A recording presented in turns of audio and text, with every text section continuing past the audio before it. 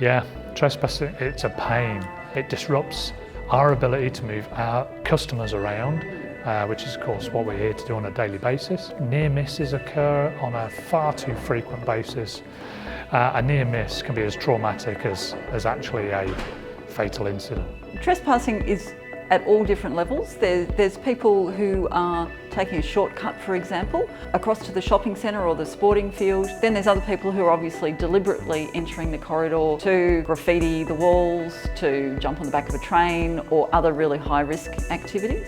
For both of those, from the perspective of the train driver and other rail staff, there isn't a lot of difference because there's a person who's potentially at risk of being hit. Regardless of the reason, the risk of trauma to the driver remains the same. 2.4 kilometres sounds small, but it's been very well thought out and researched where those 2.4 kilometres are happening.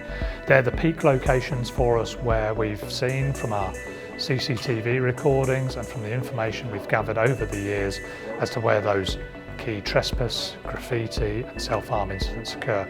So it's money well spent in locations where it'll make a difference. We know that if there's somebody who is in a very dark place and is thinking about taking their own life, anything to provide an interruption to those thoughts, to give the opportunity for somebody to intervene, might be rail staff, might be a member of the public, might be a member of their family or friends, or it might be that they see Lifeline's number and they call it.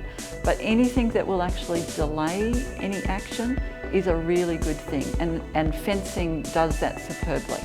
Sydney Trains is absolutely committed to making our network as safe as it possibly can be for the travelling public, for our staff and for the people of New South Wales.